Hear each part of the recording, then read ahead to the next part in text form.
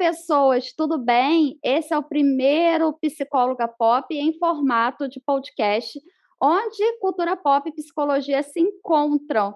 E hoje estou aqui, eu, meu amigo Marco Aurélio, porque assim, né, é difícil, apesar dele ser meu colega de profissão, a nossa relação é bem mais próxima que isso, porque ele é meu amigo.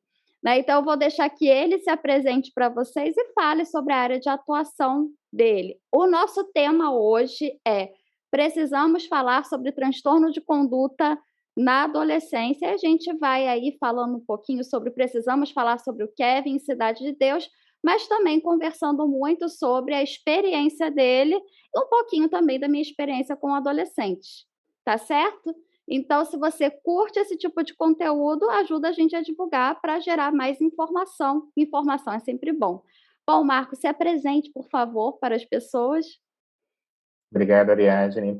É um prazer estar aqui com vocês para poder fazer um pouco dessa discussão sobre a adolescência e as questões que atravessam a adolescência, né, como as questões que a gente considera como transtorno de conduta, as questões da prática infracional, né, e de toda uma questão aí que é muito normativa e que a gente pode aqui um pouco trazer uma discussão e problematizar, inclusive, alguns conceitos que às vezes a gente ouve e que são bastante pertinentes. Eu sou Marco Aurélio, sou psicólogo, eu atuo numa unidade fechada de adolescentes em conflito com a lei, também sou um profissional que trabalho com saúde mental, então tem minha trajetória está dentro desses dois campos, tanto o campo da saúde mental quanto da socioeducação, que é o campo que atua com os adolescentes em conflito com a lei.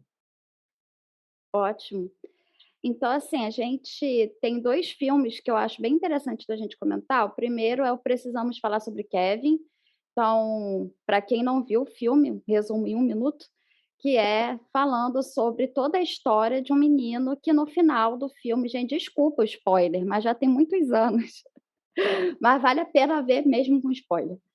E que ele vai cometer um ato horrível contra os seus colegas de classe, um menino classe média, branco, americano. E é um livro, é um filme baseado no livro da Lionel Shriver, que não traz para a gente resposta alguma. E eu acho isso sensacional. O filme também não traz resposta, ele traz indagações. Eu acho incrível, porque, ao contrário do que as pessoas pensam, esse é o tipo de coisa que não tem uma resposta simples, não é? E o Cidade de Deus vai contar sobre a ausência de Estado, vai contar sobre grupos de crianças que não têm nenhum tipo de proteção do Estado e como elas vão se virar ali, né? E, inclusive, uma das formas delas se virarem é a criminalidade, que é uma coisa que acontece muito aqui no nosso país. São crianças pobres, a maioria delas negras e pardas, então a gente trouxe esses 2 filmes para a gente, de fato, gerar um contraste de 2 realidades diferentes com o mesmo problema. Mas eu queria saber qual é o perfil, Marco, dos adolescentes com os quais geralmente você lida e você trabalha. Então, eu trabalho numa unidade de internação, né, em adolescentes conflitos com a lei. É uma unidade que é muito marcada pela questão gênero, raça e a questão social mesmo, né, econômico-social. O perfil é de adolescentes negros e pardos, eminentemente pobres, né, das periferias, das comunidades, em sua maioria homens, mas isso não quer dizer que as mulheres também não cometam atos infracionais, práticas infracionais, mas há, de uma certa medida, uma tolerância maior à prática infracional quando é uma mulher do que em relação ao homem, principalmente ao homem negro. A gente tem, na minha experiência, pouquíssimos adolescentes que vivenciam alguma prática infracional da classe média, na média alta, ele vai chegar numa unidade de internação. Pelo acesso a bons advogados, pela forma própria lógica de como a justiça, o sistema judiciário de um modo geral, vai encarar aquele adolescente, né? Um adolescente negro encontrado com maconha, com drogas, ele vai ser sempre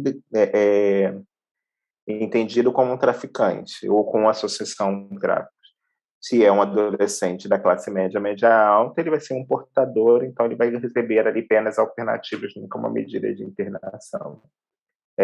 Então, é sempre importante, quando a gente vai olhar as unidades, né, assim, o sistema socioeducativo, que é todo o sistema que vai pensar a questão da ressocialização desses adolescentes em conflito com a lei, que ele vai sempre ser marcado por essa questão do gênero, pela questão da raça e a questão socioeconômica. É muito interessante isso que você está trazendo, né, porque, assim, eu trabalho com adolescentes de classe média alta, né, então acho que é interessante porque a gente consegue ver os 2 lados mesmo. E, assim, transtorno de conduta, né, só para também contextualizar, são atos antissociais, comportamentos antissociais que os adolescentes têm que podem prejudicá-lo ou prejudicar a outras pessoas. E aí é interessante que também o jovem de classe média ou classe alta, ele tem acesso a profissionais que podem ajudá-lo, porque, em parte, isso também tem a ver com um cérebro adolescente, né, que é um cérebro mais impulsivo, é um momento da vida mais difícil, você tem uma série de transformações, coisas que os adolescentes de classe mais pobre, eles não têm acesso, né. Então, até nisso tem uma certa desigualdade, muita desigualdade, né. Uhum. Com certeza, e até mesmo a gente identifica que, às vezes, as questões que atravessam a adolescência, né, classe média alta, os atos infracionais, né, eles, às vezes, só ganham alguma medida mais gravosa, como a gente chama, que seria, no caso, uma internação, quando ele ganha alguma repercussão na mídia, né? A gente teve recentemente, se não me engano, não me lembro agora qual estado, mas uma adolescente que fazia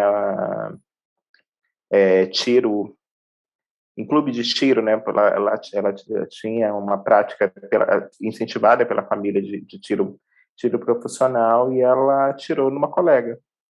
E essa colega foi a óbito, e tentaram alegar que tinha sido por um erro, enfim, é um acidente, mas pelas investigações, enfim, não me lembro, caso não acompanhei, parece que não foi intencional, e essa menina, ela foi apreendida, né, como a gente chama, né, quando a gente dá, porque o sistema, a questão penal para o adolescente, ela tem nomenclaturas, né, diferentes, né, a gente não fala que foi presa, ela foi apreendida, e parece que ela se encontra numa unidade de internação.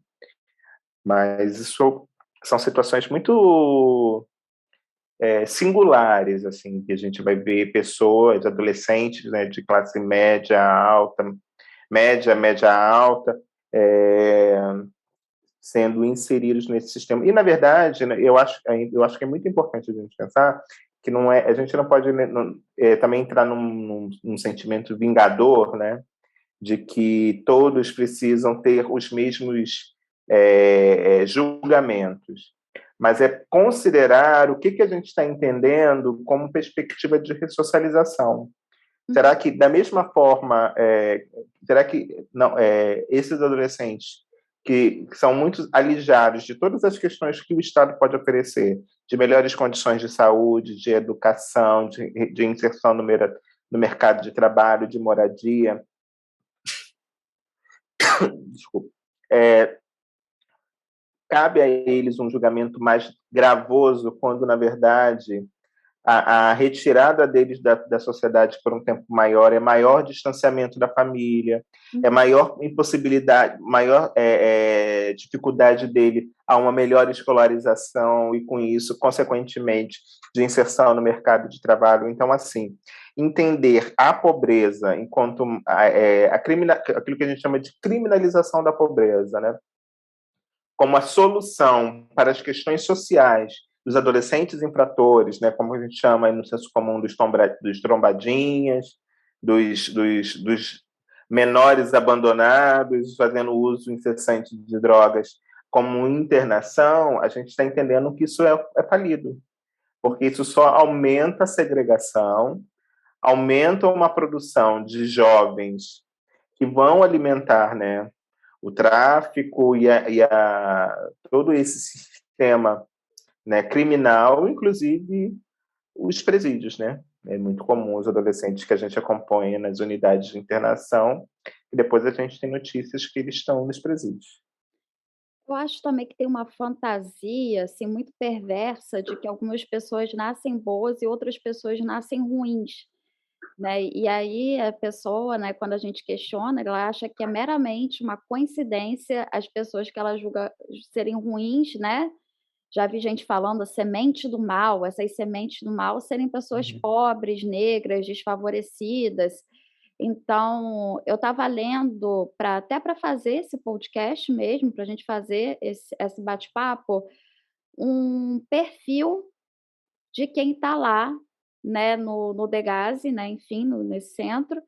E assim, eu fiquei muito é claro que a maioria das informações, senso comum, a gente até já sabe, se a gente tem alguma visão de mundo, mas uma coisa que a escritora falou, né, eu posso até deixar esse documento, é um documento público, acho que é de grande valia, é Hum? que o ato infracional é apenas um momento da vida daquele sujeito.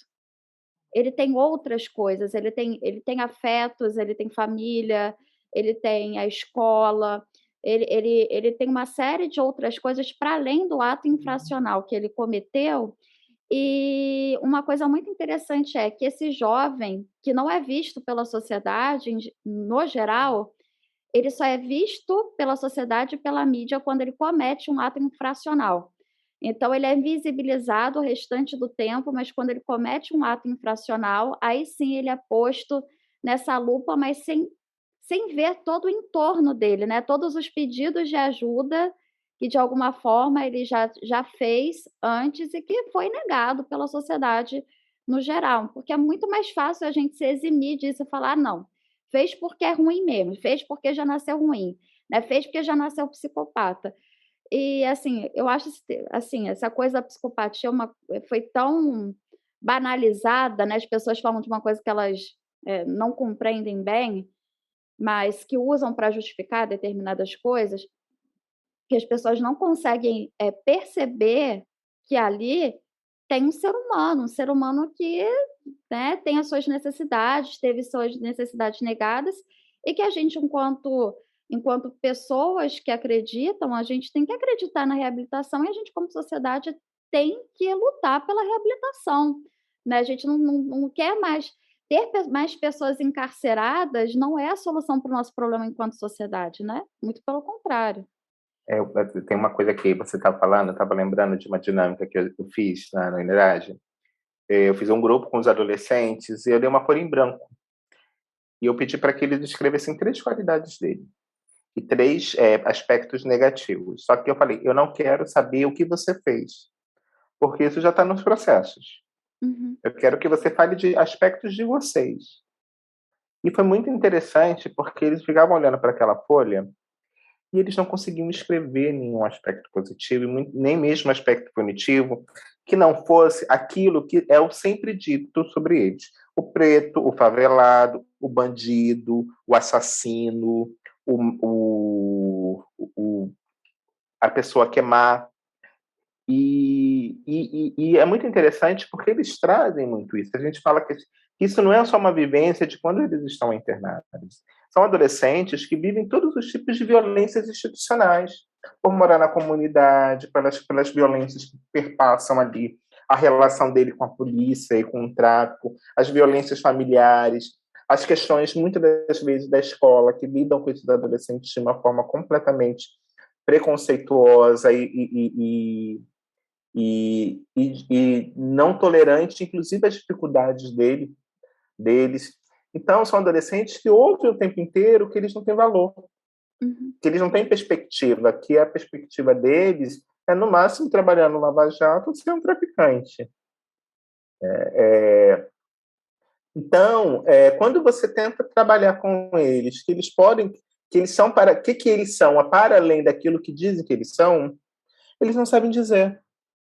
Né? E aí o trabalho do psicólogo, que trabalha numa unidade de medida socioeducativa, é um exercício para falar para além daquilo que existe no processo. Para mim não me interessa saber como foi ou a riqueza de detalhes de como é a inserção dele no tráfico de drogas, ou como ele praticou o furto, ou até mesmo um assassinato. Para mim, eu preciso saber quem é, se ele tem uma mãe, se ele tem uma família, que comunidade ele vive, que cultura ele reconhece como suas, que tradições ele perpassam por ele, que vivências ele traz, quais são as angústias que perpassam aquele adolescente, como a escola se insere na estrutura dele. E é muito interessante, porque muitos desses adolescentes não têm nem essa vivência. Se você pede para ele fazer uma árvore genealógica, ele não sabe falar dos seus avós, porque é uma sociedade que hoje é marcada pelas perdas, né? O pai está preso, já morreu, são mulheres que foram criando esses adolescentes, né? E é uma perpetuação da gravidez na adolescência, mulheres que vão gerando crianças gerando outras crianças, e sem nenhum tipo de construção, e aí eu não estou falando de um modelo de família tradicional, mas de uma tradição de transferência de valores, né? E de projetos que a gente tem, mesmo a gente que vem de uma famílias mais pobres, mas que tinha, né, o valor da educação, o valor de fazer aquilo que é correto, de preceitos e valores que são importantes e que foram nos formando. De gerações que eles ainda estavam se formando, já se tornando pais, sendo marcado por diferentes preconceitos, e aí como é que você espera, e aí a gente entra numa discussão que você estava trazendo, que me lembrou muito que é da meritocracia, né? Como que essa pessoa consegue construir valores, tem valores, ou define o que é certo e errado, se o que ele conhece é a ausência disso tudo? Sim. Que quem o acolhe e quem dá a ele um lugar, muitas das vezes é o tráfico. Porque ele lhe dá uma arma, ele lhe dá a possibilidade de consumir alguma coisa, que é um relógio, uma roupa de marca, uma moto, mesmo que seja roubada, mas que vai dar para ele ali um status, e ele vai ter ali um valor, porque diante da sociedade ele é um nada, ele não consegue nem... E ele sabe disso, que ele é um nada. Uhum. Né, que ele é descartável. Aonde ele tem valor é ali, naquele espaço. Uhum. E assim, né, eu acho que a questão da pobreza, da ausência do Estado, assim, é uma chaga gigante da nossa sociedade. Mas também percebo, sabe, é claro que nem se compara as realidades em termos de conforto, o quanto também essa luta desenfreada por ter as coisas dos pais, né, de pessoas de classe média, classe alta, também deixa esses filhos um pouco órfãos dessa presença, daquilo que é fundamental. Então, transtorno de conduta, segundo as pesquisas, tem muito a ver com a questão da autoestima, né, dessa Uhum. sensação de ser estimado, das crenças sobre si mesmo. E tem adolescentes que não veem o pai e a mãe, assim, né, o pai e a mãe estão trabalhando e porque querem pagar uma escola, é claro que todo pai quer dar conforto para o seu filho, acho que a gente não está falando aqui ao contrário. Mas assim, qual é o limite para isso, né? Quando a gente perdeu o que é fundamental para gerar alguma coisa que é só importante, porque as pessoas não conversam, elas trabalham muito, veem seus filhos final de semana, eles têm as crianças e adolescentes têm celulares caríssimos, os quais eles não usam o tempo todo de uma forma inadequada, se sentem muito sozinhos, né, se sentem muito sem apoio também desse pai, dessa mãe, dessa estrutura, muitas vezes a educação fica por conta da escola, às vezes o psicólogo ele entra nessa brecha de quem conversa com esse filho, né, com esse filho de classe média, classe média alta e classe alta, a gente está ali dando conta dessas angústias, coisas que a família deveria conversar, poder conversar, não há esse momento, não há essa intimidade, então eu também percebo que os adolescentes que têm essa questão de conduta, eles são órfãos de pais vivos, assim, muitas vezes eles são órfãos de pais vivos. Então também tem uma ausência ali, que é quase uma busca desesperada de chamar atenção de algum jeito, porque se eu não consigo chamar sua atenção do jeito normal, eu vou tentar chamar sua atenção de qualquer outro jeito, porque você é meu pai, você é minha mãe, eu preciso de você, né, eu quero ser amado também. Tá falando, eu estou lembrando assim, de algumas situações bem interessantes, né? Eu vejo que a gente tem que entender hoje o fenômeno dessa adolescência. Do que é a adolescência hoje, né? Na atualidade, na modernidade. É uma adolescência que tem uma baixa tolerância a frustrações. É um adolescente que não souberam lidar com adversidades, com crises, né? Nós todos somos, né? Principalmente a gente, por exemplo, eu venho ainda de uma geração pós-guerra, tudo bem que eu não sou, a Segunda Guerra Mundial já tinha passado há muito tempo, mas tinha Guerra Fria, então, assim, a gente foi aprendendo a lidar com crises, com adversidade, com situações aonde isso também foi perpassado para a gente pelos valores familiares. Essa geração é uma geração muito do imediato, muito do instantâneo, né?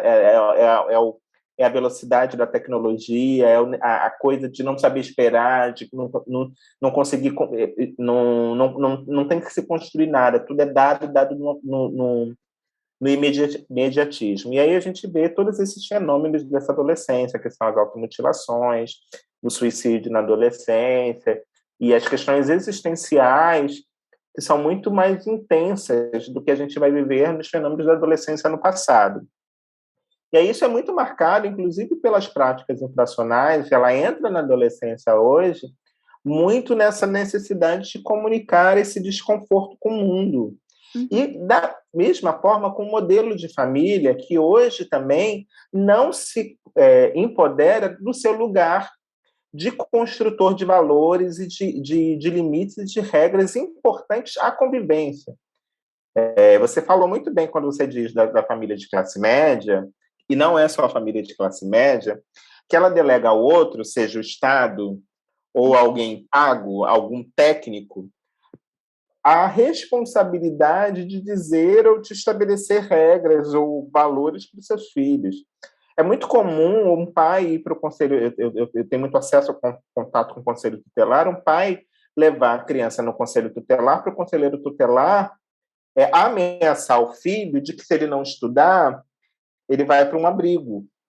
É muito comum, na minha unidade, os pais falarem que bom que ele está aí, porque pelo menos enquanto ele está aí, eu sei que ele está bem, ele está salvo. Preferir o filho internado numa unidade, porque aqui, lá a gente consegue controlar ele, em casa os pais não conseguem. E não reconhece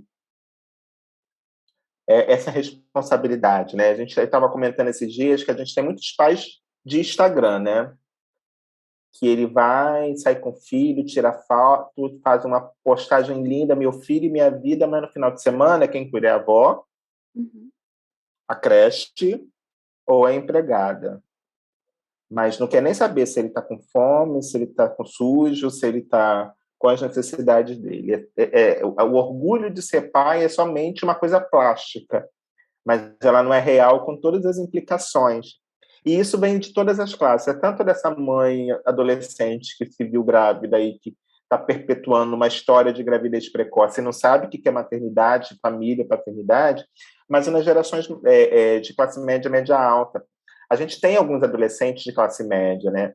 E que a gente vê que a questão infracional é muito numa necessidade de chamar atenção. Eu estava me lembrando de um adolescente que os pais já estavam separados já há um tempo, ambos tinham relacionamentos, já novos relacionamentos, inclusive eles se davam bem, os pais, em relação às questões do filho, não tinha conflito entre eles, mas o filho não aceitava. E ele se envolveu numa situação muito séria, né, enfim, de assalto, enfim. E a questão ali era isso, né? Uma coisa que já estava resolvida, que não trazia grandes questões, ele frequentava ambas as casas, tinha ali, e ele trouxe aquilo ali. E ele precisou entrar dentro de uma unidade para que aqueles pais entendessem que aquilo ainda não tinha sido resolvido e que eles precisavam conversar sobre isso.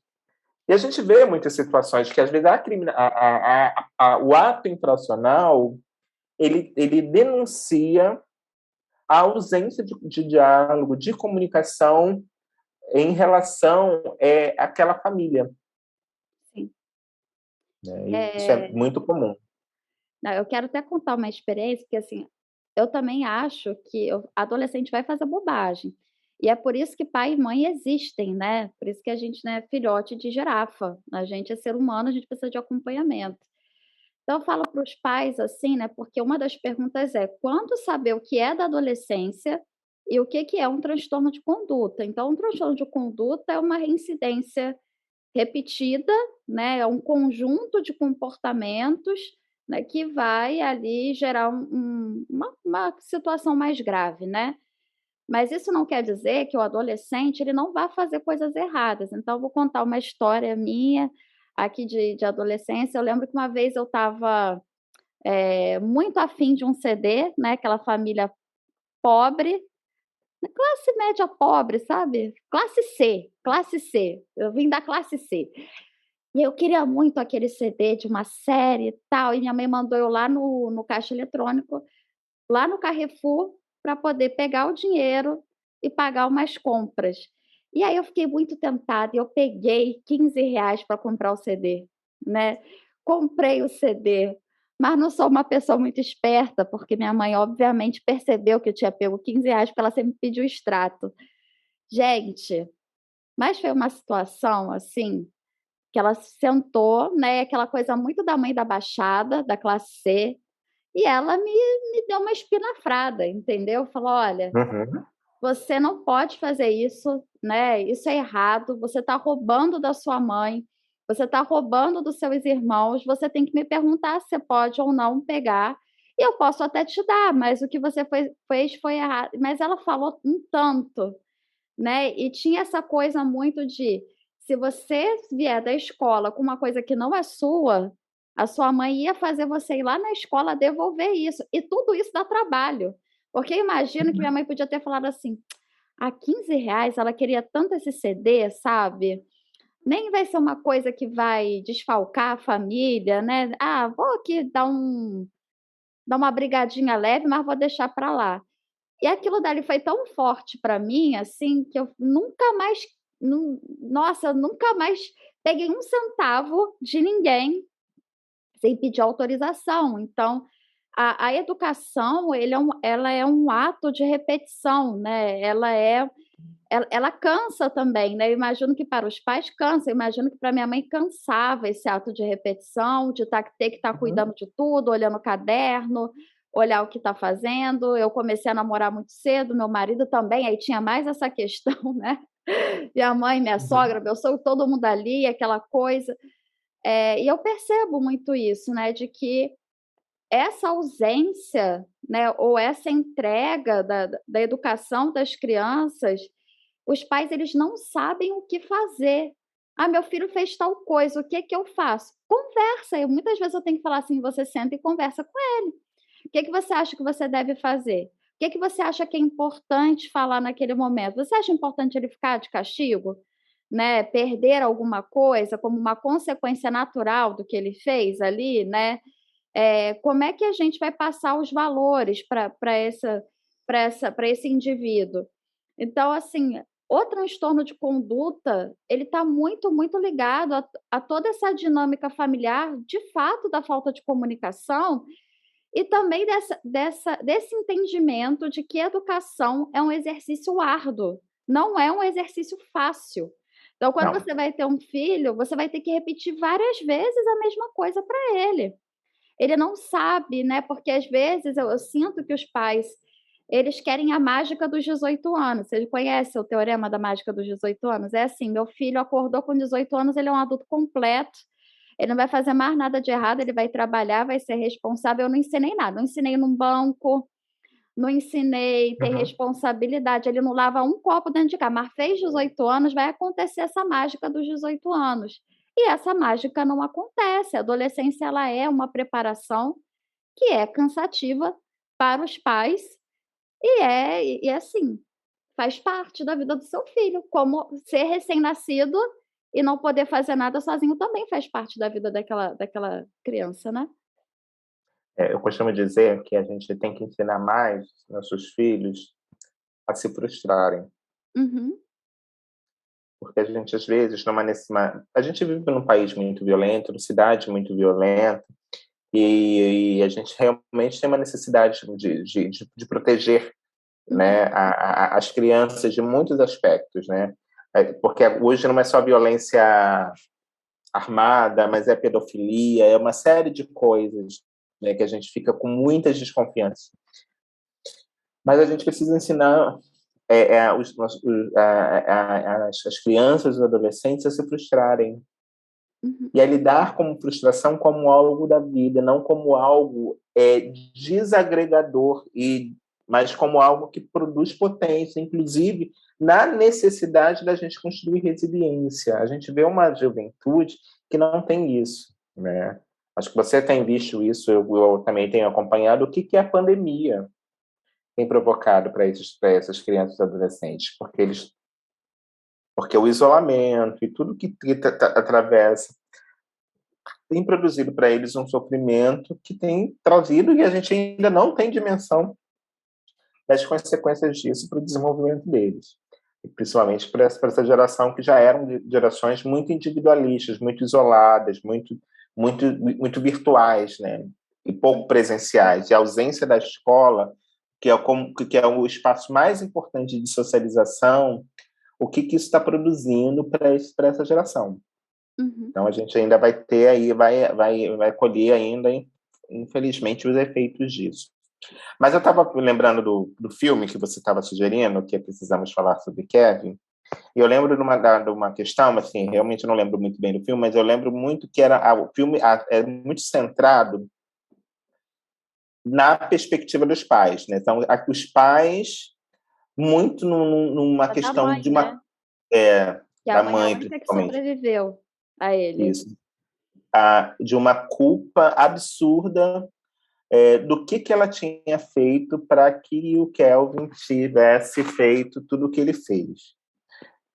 Isso é uma coisa que eu observo muito, assim, né? Até porque a gente vê muito, por exemplo, quando a gente vai pegar as audiências né, judiciais Uhum. e dos processos que os adolescentes cometeram, uma das justificativas, muitas das vezes, para a internação, e aí é isso, né? Que a gente fala da questão da criminalização da pobreza. O juiz ou o promotor, ele vai dizer que aquele adolescente ele precisa ser internado porque a família foi negligente no cuidado àquela criança, aquele adolescente, né? E aí a palavra negligente, não soube estabelecer os limites, assim, sempre há uma culpabilização dos pais num lugar que, pelo fato de eles serem pobres, ou que eles não terem recursos, ou porque vivem numa comunidade onde a questão do tráfico e da criminalidade perpassa, fossem condicionantes. Se eles moram nesses lugares, então eles precisam ficar presos, porque eles precisam ser protegidos desse ambiente. E o que isso produz, né, para esses pais? Ao mesmo tempo, também, esses pais de classe média, que às vezes o adolescente está ali, também, o que a gente fez? Porque eu dei todo. Ele estuda num colégio particular, eu sempre ouço muito isso. Ele tem plano de saúde, ele não tem problema, ele não tem nenhum problema desses outros meninos que estão aqui dentro, porque ele come do bem e do melhor, ele tem as melhores refeições. O que eu fiz para merecer que meu filho fizesse isso, né? Essa decepção, até onde foi que eu errei? Então essa questão da família, né? Seja uma visão moral da própria justiça de que aquela família pobre ela é negligente pelo fato dela ser pobre, quanto a família de classe média que ela entende que aquele menino não entende por que ele faz isso, porque ele não precisa de nada, ele Uhum. tem tudo, né? Então a gente tem aí uma lógica que é muito interessante a gente problematizar, né? Assim, o que é criar um filho? O que é cuidar de um filho? E quais são as responsabilidades que passam sobre um pai, sobre uma mãe, Mas que, ao mesmo tempo, e isso é muito difícil, é respeitando também a individualidade dele, que inclusive aquele filho vai fazer escolhas que não necessariamente vão ser aquelas que você ensinou. Sim. Porque nem todas as situações, e assim, eu também, a gente está falando aqui da ausência da figura do pai, da figura materna e paterna, como naquilo que ele tem de importante na construção de valores e de regras importantes para o viver social. Eu também já acompanhei muitos pais que sempre foram muito presentes, que nunca foram coniventes com as questões que perpassam aquele adolescente, e mesmo assim, pela sedução, pela próprias escolhas pessoais, eles vão fazer uma escolha deles. Mas aí você Nem sempre é culpa, né? Pegando um pouco, nem sempre é culpa da mãe. não, eu acho que assim, né, tudo é muito multifatorial, né, então assim, você É. tem a questão do temperamento da pessoa também, tem pessoas que têm temperamento mais impulsivo, né, você Uhum. tem uma série de questões. Quando a gente vai falar sobre o indivíduo, a gente tem uma série de questões a serem consideradas. A gente tem a maternagem, a gente tem o ambiente, mas a gente também tem o temperamento daquela pessoa. Muitas vezes, transtorno de conduta vem acompanhado de comorbidades, como o TDAH, por exemplo, né, que é um transtorno de déficit de atenção e hiperatividade que faz aquela pessoa ser mais impulsiva, né, ou então questões até mesmo neurológicas, né, que muitas vezes, dentro de famílias mais pobres, não se tem a possibilidade, por exemplo, de entender, né, ou de se diagnosticar uma questão neurológica. Você tem Uhum. uma série de coisas aí que tem que ser consideradas, inclusive a escolha do sujeito. Isso me lembrou uma terceira sé essa eu não vi, tá. Essa que eu tô falando só de ouvir falar, que é a história do Pedro Dom, né, que o pai era policial e aí tinha uma questão dele não sentir dor. Foi o que eu vi, pequeno trecho que eu vi, ele não sentia dor física. Então isso também era uma questão para que ele quisesse sentir cada vez mais adrenalina para sentir alguma coisa. Então ali Uhum. é um caso que eu percebo, né, que não necessariamente foi uma responsabilidade total dessa criação, né, do pai, da mãe. No Precisamos Falar sobre Kevin, tem muito essa questão, assim, de o que que essa mãe gerou no filho, porque ela nunca quis aquele filho, ela nunca quis esse filho. Então ela era essa mulher independente, né, e tem uma cena que eu acho, não precisamos falar sobre Kevin, que é muito chocante, ela com um carrinho do lado de uma britadeira, porque ela não quer ouvir o choro do filho. É como se ela tivesse sempre rejeitado aquele filho, ela deu um papel para ele, e no final do filme, né, que a gente vê lá, e ele chora quando ela chega, né, porque a gente vê aquela pessoa fria, ele faz aquele espetáculo todo lá, enfim. Só que quando ela chega para visitá-lo, ele é como se ele quisesse só ele tinha feito tudo aquilo dali só para receber atenção de alguma forma dela. É como se ele tivesse querido receber a atenção dela e ao mesmo tempo se vingar dela pelo que ela não deu para ele. E aí a gente fala assim: "Poxa, mas será que todo mundo vai fazer isso?" Não, você tem, como a gente já disse, tem uma série de fatores aí, né, tem um temperamento, o pai do Kevin era um pai extremamente permissivo, que deixava ele fazer tudo, inclusive o pai ajuda ele a comprar a arma do crime, o pai ajuda ele como "Por que que seu filho quer um arco e flecha? Por que que você deixa o seu filho vai apresentando uma série de comportamentos estranhos e antissociais, como é que você não percebe isso, né?" Então você tem uma é muito ser humano é uma coisa muito complicada. Então o que a Uhum. gente pode fazer é tentar dentro daquilo que é possível, né, como responsáveis, psicólogos, sociedades, pai e mãe, ajudar da melhor forma. E eu tenho uma pergunta, assim, né, eu tenho uma curiosidade que é: você trabalha com uma coisa que você me corrigiu na primeira vez que a gente se falou por WhatsApp, eu achei ótimo, é que a gente não deve falar jovens infratores, porque isso gera uma qualificação, e é isso que a gente escuta, né. Mas são pessoas que cometeram um ato infracional. né, que não estão presas, estão ali detidas ou, como você falou a palavra, desculpa? Apreendido. Apreendidas, isso, obrigada. Eh, Qual é o nível de reincidência hoje? Claro, né, com todas as questões que a gente tem de Estado, mas, eu queria saber se você tem essa estatística do nível de reincidência dos atos desses jovens. Você já falou que muitos você fica sabendo que foram presos, mas tem histórias também de muitos que saem dali para, de fato, ser ressocializados depois dessa experiência e que não cometem mais atos infracionais? Então, é porque assim, quando eu falo da questão jovem, infração não é errado. A palavra menor é que a gente hoje não utiliza mais, porque Ok. ela denota da época ainda de Getúlio Vargas, lá antiga, do Uhum, Estatuto do Menor, que era um estatuto muito marcado ali pelo estigma, por questões muito mais de estigmatizantes, né? Então, quando a gente, depois da Constituição e do ECA, né, do Estatuto da Criança e do Adolescente, a gente vai então entender o adolescente como sujeito de direitos, que hoje tem uma grande discussão, né, uhum, que da questão da diminuição da maioridade penal, entendendo que os adolescentes matam, né, assim, pegam, pegam um caso isolado para dizer que todos os adolescentes são grandes uhum, criminosos, enfim, e que os adolescentes têm mais direitos do que deveres. Isso é uma grande mentira. E aí a legislação apesar dela ter questões similares com o Código Penal, ela tem questões muito específicas, né?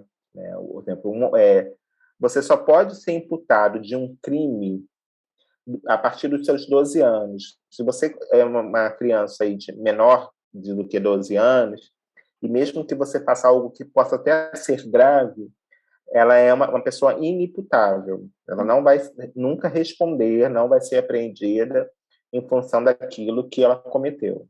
A gente entende hoje que somente a criança pode ser responsabilizada, o adolescente pode ser responsabilizado a partir dos 12 anos. Só que essa responsabilização, ela é atenuada não no sentido de garantir privilégios, mas entendendo que são seres em desenvolvimento. Se são seres em desenvolvimento, eles têm sim uma responsabilidade sobre os seus atos, mas essa responsabilidade ela é compartilhada com o Estado e com a família, uhum, que a gente vai dizer de uma corresponsabilização. Então, a gente vai pensar num projeto de é, sancionatório, né, de sanção, que seja atrelado a um trabalho também de ressocialização socioeducativo, onde a educação, a saúde, a assistência, né, o sistema de garantia de direitos, que a gente chama, toda a rede de proteção, ela vai olhar para aquele adolescente e para a família daquele adolescente, e construindo com ele condições para que esse adolescente não entre naquele ciclo infracional. uhum, Né? Quais são as questões onde o Sara falhou? Esse garoto assim, hoje, é uma questão muito crucial. Se você pega o perfil desses adolescentes, todos eles pararam no sexto ano. O que acontece no sexto ano? A gente vai ver que são adolescentes que, quando tinha a tiazinha, eu estou brincando, mas assim, lá do ensino fundamental, da primeira à quarta série, da nossa primeira à quarta série, era uma tiazinha, ele tinha ali uma coisa mais próxima, mais vinculante com aquele professor. Quando ele entra lá no ginásio, que a gente chamava, né? Que era da quinta à oitava, que ele começa a ter vários professores, que ele entra naquele modelo seriado, todos os garotos, a maioria dos garotos, eles estão no quinto e sexto ano. Por quê? Porque a escola muda, aqueles garotos não acompanham, os professores já estão no modelo também de várias turmas, ele não é o professor daquela turma, e isso produz um lugar de não pertencimento, de construção de vínculo com essa população, e a evasão escolar é absurda. uhum, Então, isso é uma questão que não é discutida. Por que esses garotos param na quinta série, no sexto, né? Sexto ano? Isso não é discutido. Não é discutido que esses garotos são analfabetos ou analfabetos funcionais. Tem déficit cognitivo? Não, porque eles conseguem se comunicar pelo WhatsApp, e não só por áudio, pelo Facebook e, inclusive, acesso ao Twitter. Então, eles conseguem algum código de sinais e eles se comunicam. Então, assim, a gente não está falando de um déficit cognitivo, de algum, né, atraso cognitivo. A gente está falando de que o sistema formal de educação ele está falhando para esses adolescentes. Sim. Então a gente vai perceber que tem questões de ausência do Estado e de ausência da família para esses garotos. Aí eu estou falando desse público mais específico, né, que vive em vulnerabilidade. A gente vai ver adolescentes, né, que aí, assim, né, eu lembro no início do ano 2000, quando o crack entra muito forte no Rio, que a gente falava assim, vai morrer todo mundo, né, porque o crack mata. Só que hoje a gente tem os filhos do crack. As pessoas não morreram, mas eles geraram filhos. Esses filhos foram criados na rua, e essas crianças e esses adolescentes, eles não têm lugar no mundo, porque eles não têm família, ele não tem mãe, ou a mãe está morta, ou já preso, o pai também. Eles foram criados e eles não têm lugar. Ou eles ficam circulando de abrigo para unidades socioeducativas e assim estão sendo criados, né? E, infelizmente, a perspectiva ou é morrer ou ir para a cadeia. Assim, É, é, é tão apavorante, né? é. Porque a gente sabe que com um trabalho adequado, tem um filme muito bom sobre isso, mais uma vez o filme, que é Os Escritores da Liberdade. Eu amo esse Uhum. filme. Você já viu? Então, Uhum. aquela professora que vai ter esse contato mais próximo com esses alunos, eles escrevem o que eles vivem naquele diário, e a gente percebe o quanto a educação, não só a educação, o afeto também, né, ele, principalmente o afeto, ele tem esse poder, né, da socialização, Uhum. de ter um exemplo, né, eles pegam ali nesse filme o exemplo de Anne Frank, porque também existe essa fantasia, eu te perguntei isso, né, propositadamente, porque também existe essa ideia, também fantasiosa, de que as pessoas elas não podem se ressocializar. Então, tem que manter preso mesmo, não pode sair, porque senão vai cometer outro crime. Tá, mas É por quê, né? porque, O que que mas a gente deixou de fazer, né, enquanto sociedade? então, eu acho que tem uma questão que eu acho que a gente até como psicólogo a gente tem que cuidar, é de individualizar toda a questão em cima do adolescente. Ele tem que buscar recursos subjetivos em si mesmo para dar conta de todas as questões. Assim, quantas vezes eu vi adolescente que eu não tenho para onde mandar, porque ele não tem família, não tem lugar para ele. Adolescente que ele pede, se eu sair daqui, você arranja um emprego, eu quero mudar de vida. Eu não tenho um emprego para arranjar para ele.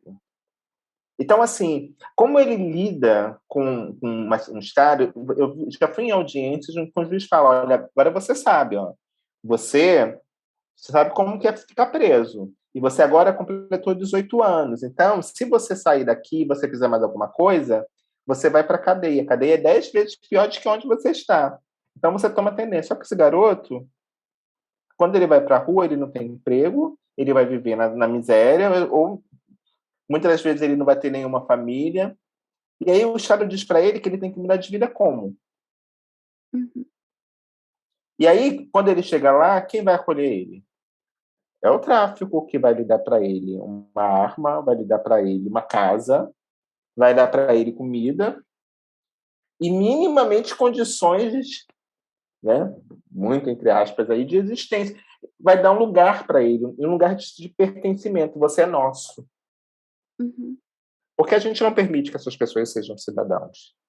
Não permite, a verdade é essa, né? Sim. Castel, quando vai falar lá no conceito de desfiliação, ele vai falar que tem pessoas da sociedade que são descartáveis. Então a gente lida ali com aquilo que é descartável, que a gente usa, mas que a gente quer mesmo é que elas deixam de existir. Agora, eu acho que assim, você estava falando da questão da ressocialização. Tem um estudo que foi feito pelo Ministério Público, eu não estou com ele aqui, mas depois eu posso mandar para você. Tem um estudo feito pelo Ministério Público que ele faz um levantamento, acho que dos últimos 10 anos. Uhum. E aí ele vai falar dos óbitos, pessoas que morreram após a internação, né, por óbito, que a gente vai óbitos diversos, não necessariamente também em função da violência, mas a gente, pela nossa experiência, a gente entende que a maioria deles é em função da violência. Aqueles que reincidiram ou que não.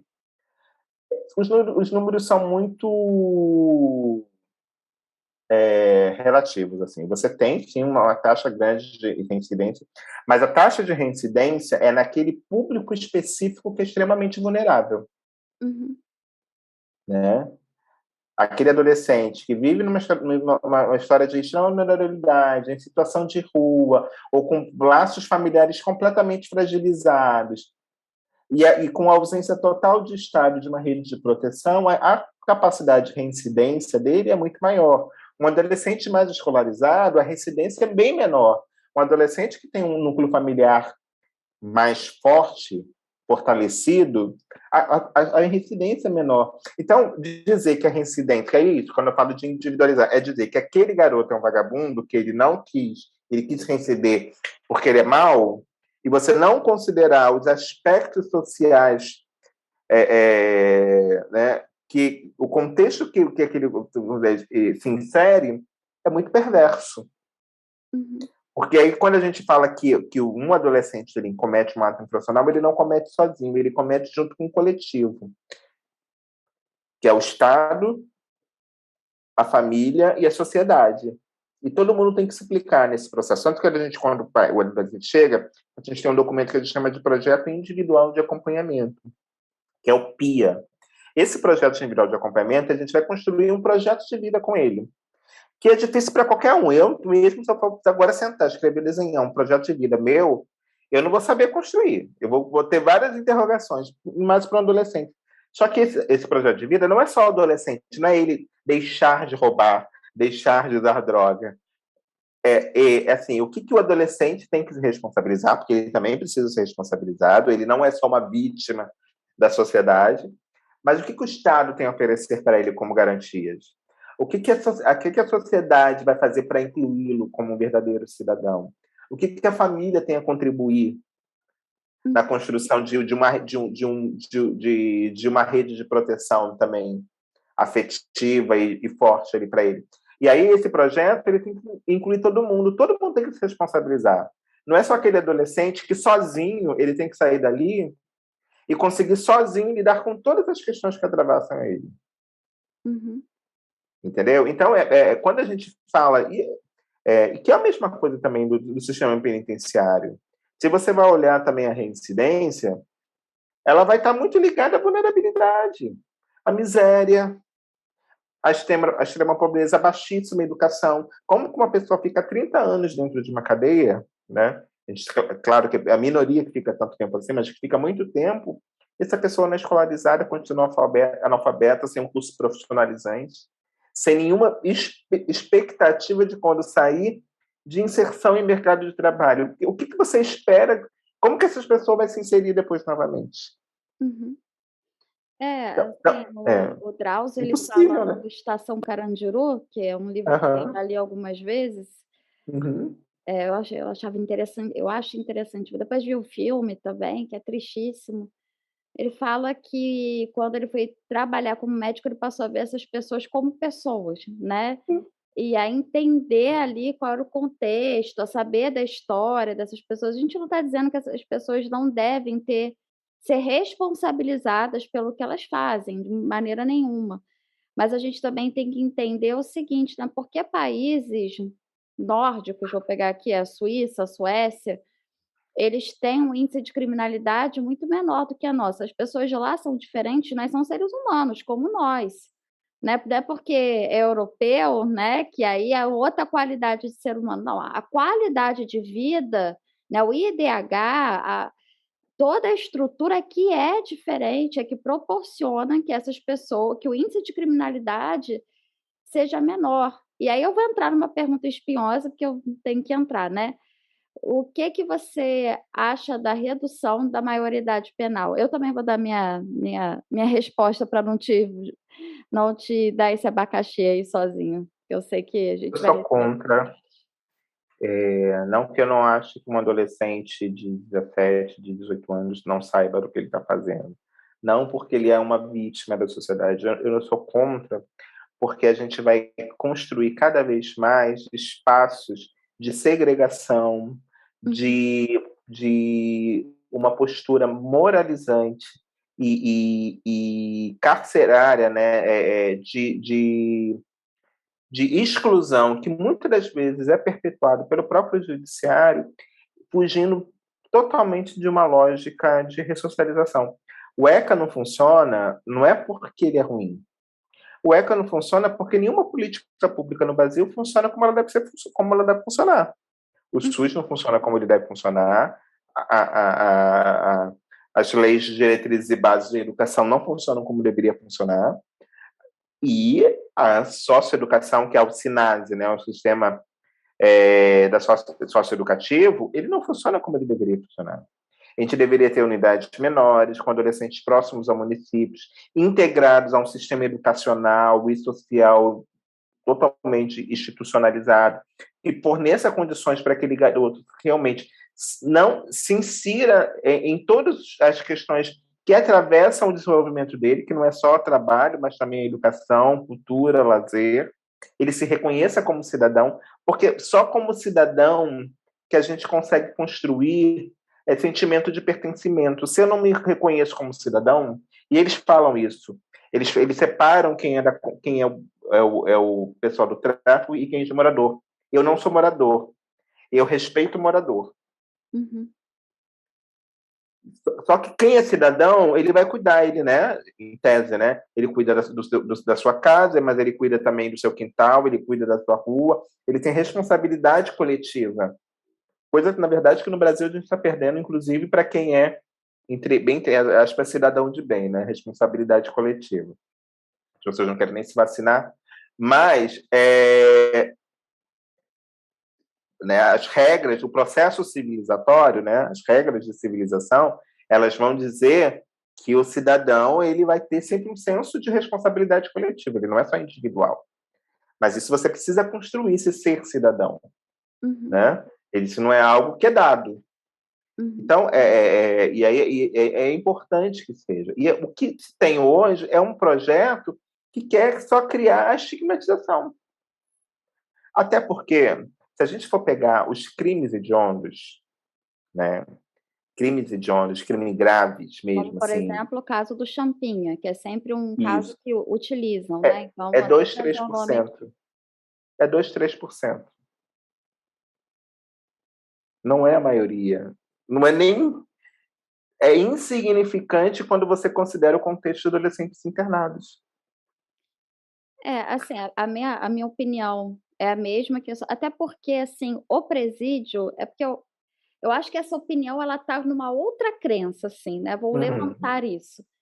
Se você acha que um cidadão é descartável, acho que você falou bem, um adolescente negro da periferia, ele é descartável, então, assim, ele pode ir para o presídio e morrer, porque você não está nem aí, né, porque, é um a menos, não é da minha família e tal. Eu acho que ok, mas eu acho que quem não tem esse pensamento, como nós não temos esse pensamento, a a prisão também não ressocializa. Na verdade, é um lugar muito mais duro, a gente vai ter que construir cada vez mais prisões, então, porque a gente não trabalha naquilo que é primário, que é educação, que são igualdade de oportunidades. Como você falou, crimes graves são 2, 3%. Há pessoas que defendam que crimes muito graves poderiam ser como na Inglaterra, acredito eu, né, na Inglaterra você tem um julgamento diferenciado para determinados crimes. Então até se decide, né, há um primeiro julgamento para decidir se aquela pessoa vai ser julgada dentro da adolescência ou se ela vai ser julgada como adulto. Alguns casos, como teve um caso de 2 meninos que mataram uma criança de 3 anos, eles foram julgados como adulto, esse caso é bem antigo, bem antigo. Mas eu estava vendo um outro caso, que eu gosto de ver caso criminal, gente, esse é o segredo que eu escondo da minha vida para ninguém me achar esquisita. Eu estava vendo outro caso que 2 crianças de 6 anos, não aqui no Brasil, em outro país, acho que foi no Canadá, mataram uma criança de 3 ou 4 anos. A identidade delas não foi revelada, hoje eles são homens adultos, e eles não foram punidos. E existem países que crimes cometidos por menores, mesmo crimes hediondos, teve um menino que matou a família toda, ele não teve o nome revelado pela mídia, não pode. Até ele fazer 18 anos, ele não poderia ter o nome revelado pela mídia. Então, ou seja, né, não é só aqui no Brasil que a gente tem leis de proteção à adolescência, na maioria dos países há um consenso, e até porque eu quero que a gente reflita sobre, né, na questão do Brasil mesmo. A gente já entendeu que transtorno de conduta tem uma questão toda que é social, familiar, é multidisciplinar, né, a gente veio falando. Então a gente tem um transtorno de conduta tanto numa família classe média alta, que é o que precisamos falar sobre o Kevin, como a gente tem aqui no filme Cidade de Deus, os meninos da caixa baixa, né, porque o Zé Pequeno já é uma outra categoria, né, que eu acho que ele realmente entra na categoria das pessoas que sentem prazer, né, em matar ali, já é outra coisa, já é uma outra categoria de coisa. Quem você acha que vai ser condenado a presídio? O garoto, que é filho de uma pessoa classe média, que vai ter o advogado, ou só os pretos e pobres? Vamos É ser como honestos. Vamos ser honestos. Você acha assim?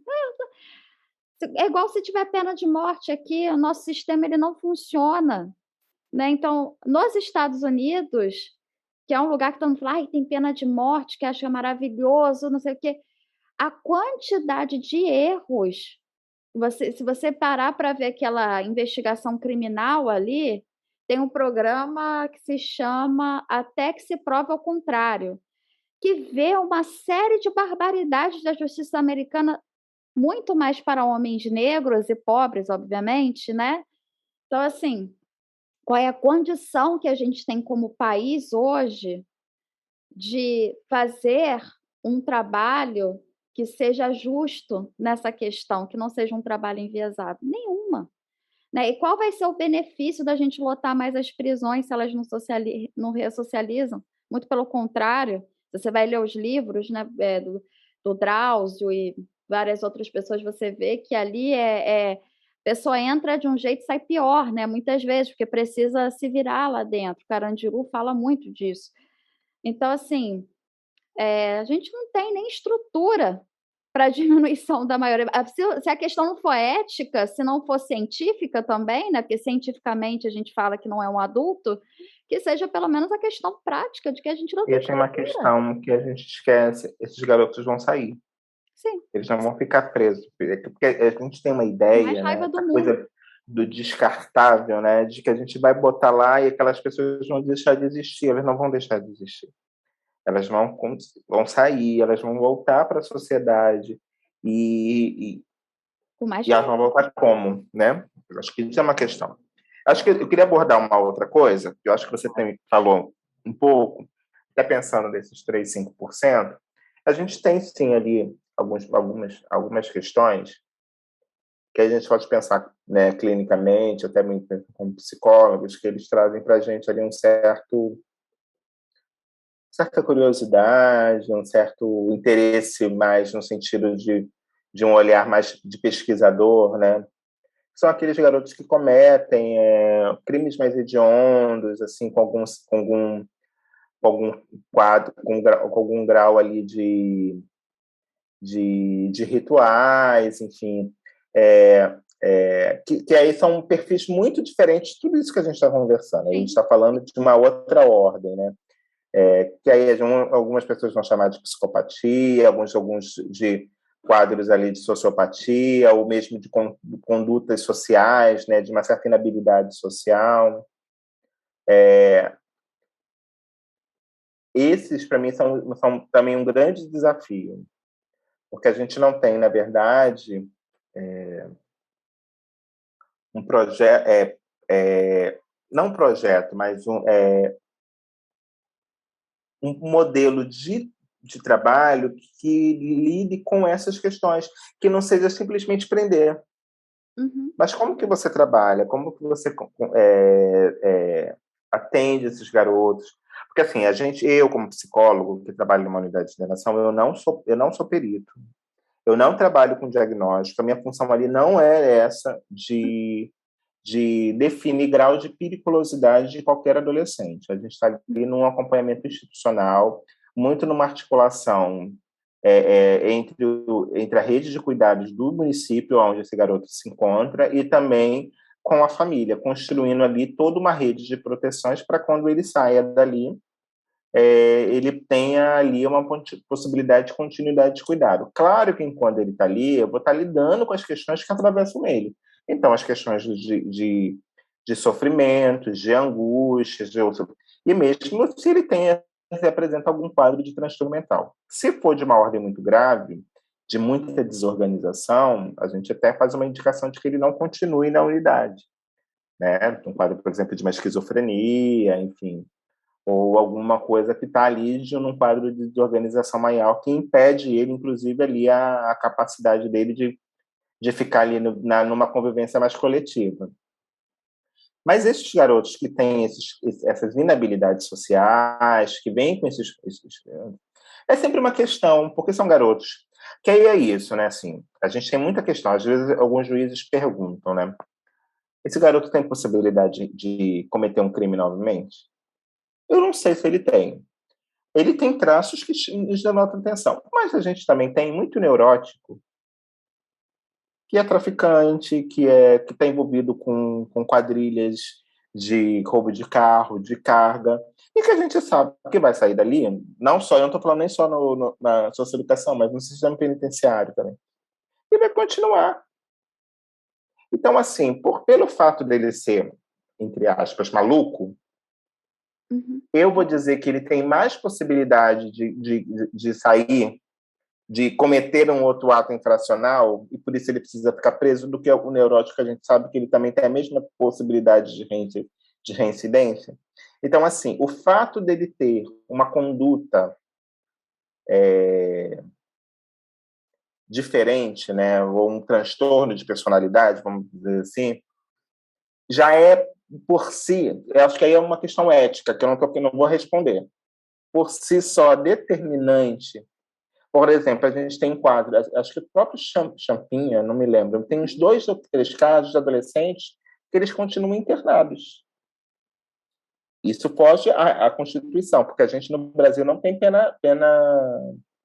prisão perpétua. Uma pessoa não pode ficar presa para sempre. Mas, assim, o fato de uma pessoa ter um transtorno de personalidade por si só já garante, já legitima essa pessoa ficar internada por uma suposta possibilidade de que essa pessoa vai cometer algum crime no futuro. E quando a gente sabe que tem muitos neuróticos, né, vamos dizer assim, que tem uma trajetória aí na criminalidade e com posições de liderança, que eles vão, estatisticamente, eles vão ter maior probabilidade de cometer crimes e crimes graves do que esse. Então, qual é o limite ético aí? E aí é uma questão que passa pelas questões jurídicas, mas também passa pela psicologia, que eu acho que é muito interessante quando a gente pensa, né? Porque tem muito psicólogo muito curioso, muito com essa coisa de querer descobrir, né? Com a criminologia e com os diagnósticos, mas a gente tem que ter muito cuidado com os nossos diagnósticos, porque eles podem, em vez de eles serem produtores de cuidado, eles podem ser produtores de exclusão, de maior estigmatização, ou até mesmo de possibilidade de não existência dessas pessoas, que uma pessoa que vai ficar no manicômio o resto da vida, você está dizendo que essa pessoa ela não tem o direito de existir. E assim, né, até lembrando, até em questões diagnósticas, de que a gente não pode diagnosticar transtorno de personalidade antissocial antes dos 18 anos, né? Então, assim, eticamente, a gente não pode, inclusive, fazer isso. o Robert, lá nos Estados Unidos tem a escala Harry, né, que é o Robert Harry, que ele fala o seguinte, que toda prisão deveria ter a escala Harry, porque aí você vai separar as pessoas que de fato têm um comprometimento em sentir empatia pelo outro, né, daquela pessoa que é o preso comum, né, que cometeu uma infração, que está ali, né, que tem maior chance de ressocialização, porque aí você tem programas separados e estratégias separadas para essas pessoas. Então, ele tem lá a escala Harry dele, né? Eu não sei se tem aqui no Brasil, na verdade não procurei, mas ele tem. Então ele investiga há 25 anos o Robert Harry falando sobre os psicopatas da prisão, né? Quem são aquelas pessoas que, de fato, serão muito difíceis de conviver em sociedade, o que, que a gente faz com elas, como é que se lida, e como é que a gente separa, até para fazer programas diferenciados de tratamento ali dentro, enfim, né? É um assunto extremamente complexo. E eu vou fazer a última pergunta, né? Seja ele o Kevin, né, ou, que é um jovem classe alta, branco, ou seja, lá o Dadinho, vulgo Zé Pequeno também, os meninos da caixa baixa, qual é a nossa responsabilidade? Primeiro, enquanto psicólogo, e depois, ou concomitantemente, porque além de psicólogos somos cidadãos, qual é a nossa responsabilidade e como é que a gente pode ajudar, né, que os transtornos de condutas, não sei se não aconteçam, né, mas a diminuir a incidência e aumentar a socialização desses adolescentes. O que, que você acha?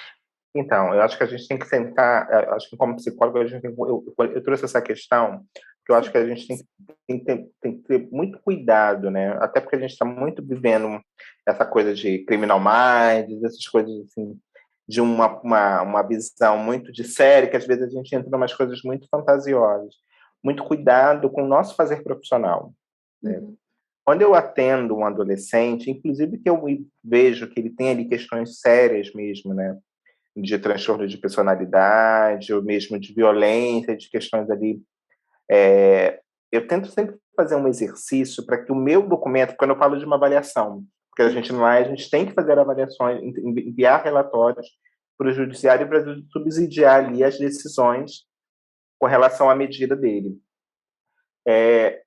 De que aquele instrumento não seja um instrumento simplesmente sancionatório, mas que ele estabeleça ali também um olhar sobre aquele adolescente, entendendo que aquele adolescente precisa ser cuidado, não somente aprisionado, né?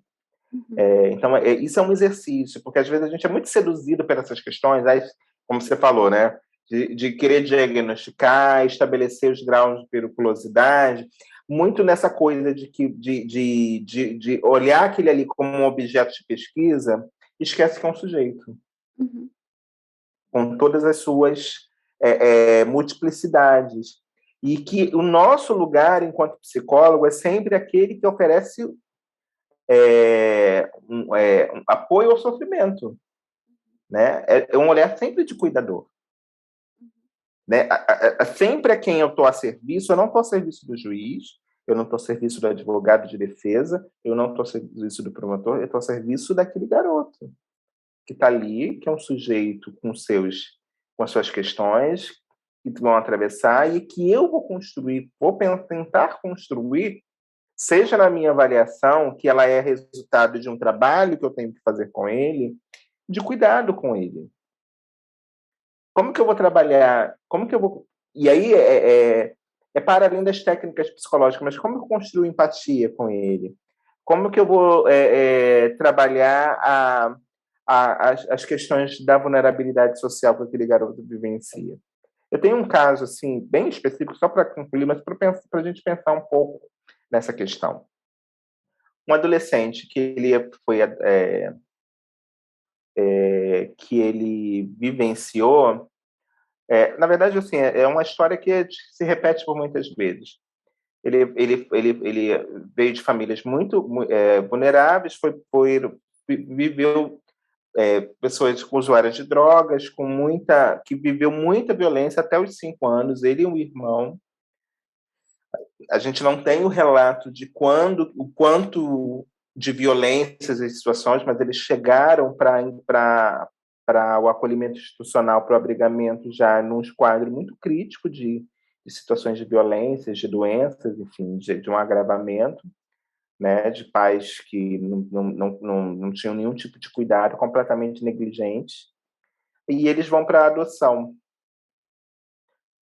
Só que nessa adoção, garotos, que a gente não tem aí o quanto como que foi essa gravidez, o que tem ali de sequelas, o que tem, um deles tem uma dificuldade de audição, o outro tem uma questão ali mais de um embotamento, de uma certa dificuldade ali a gente não sabe se necessita talvez um autismo, ou mesmo um embotamento, porque teve ali questões cognitivas ou que não foram estimuladas, ou porque tem ali sequelas dessa maternidade, ou das questões da primeira infância, porque os 5 primeiros anos, e aí eles vão apresentando questões de comportamento ao longo da infância e da adolescência, e essa família adotiva não consegue lidar com isso. Né? Há uma separação, o pai fica com a responsabilidade e ele começa a culpabilizar aqueles garotos pela destruição da vida dele. Ele se arrepende dessa adoção e ele diz que tudo que acontece de ruim na vida é em detrimento disso. Esse garoto, como é que esse garoto ele vai construir relações afetivas se ele vai viver, se ele tem na sua trajetória toda uma construção onde o afeto não lhe foi ensinado, porque a gente não nasce sendo afetuoso, a gente não nasce empatia não é algo que a gente que é inato, é construído. Se a gente não recebe empatia, se a gente não vive, se a gente não consegue receber o mínimo de recursos subjetivos, né, e de aprendizados daquilo de questões emocionais e sociais, como é que eu vou construir um adolescente que tenha isso? E aí eu posso dizer, esse garoto é um psicopata? Né? Eu não estou aqui fechando o diagnóstico, eu estou querendo pensar, ou ele é um autista, ou ele nunca aprendeu isso, porque ele nunca teve isso. Então, assim, até quando a gente vai pensar essa questão da psicopatia, até mesmo do autismo. Claro que o autismo tem questões mais específicas, eu estou trazendo de uma forma bem generalizada, assim, não estou aqui, né? Como que a gente vai falar disso se aquele garoto não aprendeu nada? Talvez ele nunca teve um colo de mãe, talvez ele nunca tenha tido recursos mínimos, né, para que ele se desenvolvesse no seu desenvolvimento emocional, pessoal, né, enquanto sujeito. E aí as relações que ele vai construir a partir disso são relações que estão muito marcadas pela violência, porque foi a única relação emocional que ele viveu, porque as pessoas só se relacionavam com ele pela violência, e ele vai reproduzir isso, ele vai produzir isso nas relações. Né? Então, e aí eu acho que é muito importante, como psicólogo, que a gente esteja atento a isso. Eu brinco assim, não é que a gente não possa diagnosticar, mas a gente tem que fugir desse diagnóstico pelo diagnóstico, mas esse diagnóstico ele tem que produzir algum sentido. Sim. Porque o diagnóstico ele não vai trazer sentido se ele não for traduzido numa condição de cuidado. Vira uma estigmatização, né. E aí, assim, eu acho que a gente precisa refletir sobre os valores da sociedade que a gente vive, sobre o que a gente quer dar para os nossos filhos, sobrinhos, afilhados, adolescentes em geral. Se a gente não está se preocupando muito com na classe média, né, nas classes mais altas, se a gente não está se preocupando demais com que eles passem no Enem, mas não ensinando nada para a vida, não trazendo, porque você falou muito bem, empatia é uma coisa, é um botão que a gente tem, mas uma pessoa tem que apertar, né, tem um psicólogo que fala isso que eu acho que é brilhante. Então ele é o Wi-Fi que a gente precisa acessar, né, a gente precisa fazer com que aquela pessoa aprenda a acessar. E aí, esse Wi-Fi, essa empatia, a gente está ensinando desde pequeno, desde o seu filho entender que ele precisa ajudar e catar o brinquedo que ele deixa no chão, que ele precisa ir na casa da avó, mesmo que ele naquele dia ele esteja cansado, porque a avó quer a atenção dele, gosta que ele esteja lá. Uma série de pequenas coisas que as pessoas vão negligenciando e que quando chega na adolescência ou jovem adulto, ele não sabe. Ele não sabe se desfazer das suas próprias vontades em prol de nada ou de ninguém, se colocar no lugar do outro, porque não aprendeu a fazer isso. Então a gente tem um papel muito forte também como enquanto sociedade, da gente mesmo acessar o nosso botão da empatia, de quando a gente passa numa rua e vê uma criança, né, de pensar, né, qual a diferença entre essa criança que eu estou vendo aqui, qual a diferença entre esse adolescente que a gente, vê em instituições e o meu filho, o meu sobrinho, meu conhecido, aquele adolescente que está aqui no prédio, no elevador, né, porque são os 2 têm a mesma idade, os 2 passam pelos mesmos conflitos e eles querem as mesmas coisas, todos nós temos as necessidades básicas de sermos acolhidos, de entendermos limites, de termos educação, né, a gente não pode ver um adolescente que mora numa periferia ou que está numa situação de rua como uma pessoa diferente do que é o meu afilhado, por exemplo, que tem 2 anos e mora confortavelmente no quentinho dele, e eu vou tratar ele como criança, como eu trataria uma criança de 6 anos como criança, uma criança de 8, e quando está na rua eu não trato dessa forma. Então, qual é a nossa responsabilidade enquanto sociedade de cobrar políticas públicas, inclusive de ter mais centros de apoio psicológico, terapia acessível para as pessoas.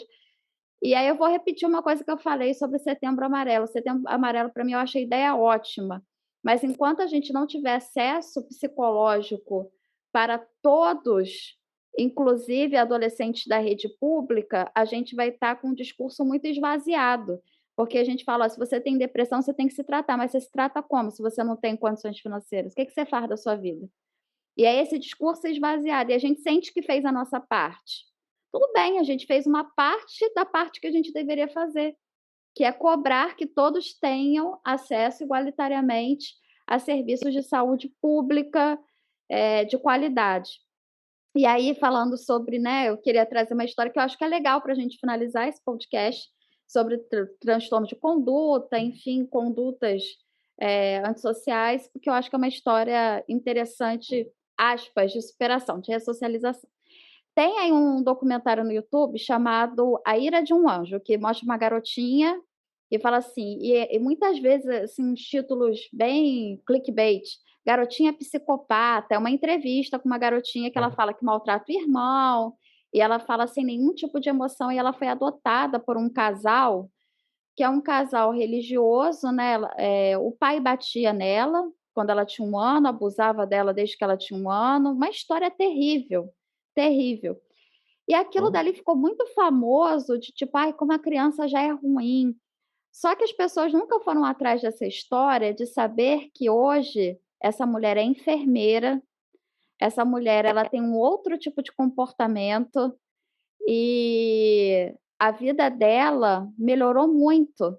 Ela é uma outra pessoa, ela encontrou no amor dos pais dela, no amor, na paciência, no tratamento que eles tiveram, né, com ela, a empatia dela.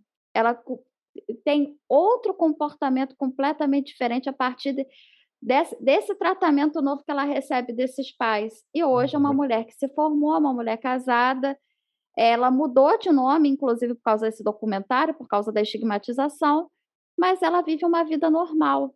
Então, gente, olha, é possível, com afeto, com caminhos, com educação, com tratamento adequado, é possível. O grande problema aqui no nosso país é que a gente não dá nenhuma chance.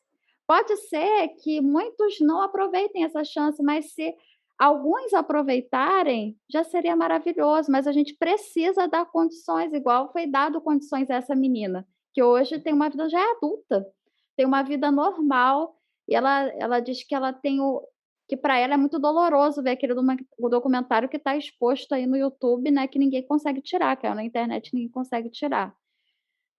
Bom, eu quero agradecer, foi muito bom esse bate-papo, nossa, muito bom mesmo, muito bom.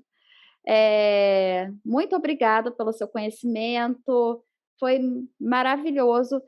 E eu espero, né, comentem aí, falem, se tiver dúvidas coloquem, que dentro da medida do possível a gente vai respondendo. Se tiverem críticas, discordarem, por favor, façam com respeito, porque senão não sou essa pessoa que deixa ali as pessoas xingarem a gente, porque o intuito não é esse. Eh, Isso vai estar, se você está ouvindo no Spotify, tá no Spotify e também vai estar no YouTube por vídeo, e a gente vai fazer cortes, ou seja, a gente vai separar em pequenos pedaços as partes que julgarmos juntos mais relevantes aqui. E é isso, minha gente. Então, nos vemos numa próxima. Um beijo. Tem mais alguma coisa que o meu convidado queira falar? Não, só quero agradecer também, foi um prazer, acho que foi um papo bastante interessante, né? Acho que é um tema que a gente precisa discutir muito, não só na categoria profissional, mas como sociedade, né? Entender, trazer, dar visibilidade a essas questões, né? E num olhar mais humanitário, né? Uhum. De inclusão, de cidadania, que eu acho que é sempre muito importante. Então é isso, minha gente. Beijo e tchau. Até a próxima aqui no Psicóloga Pop. Sigam a gente no Instagram, que vai estar aqui embaixo. Sigam a gente no grupo do Telegram, que vai estar aqui embaixo. Vai estar todas as redes sociais aqui embaixo. A gente espera que não caia, igual caiu hoje. Né? A gente está gravando um dia que caiu o WhatsApp. Estamos todos sem WhatsApp, mas a gente conseguiu gravar. Então tá. Beijinhos e tchau, tchau. Tchau.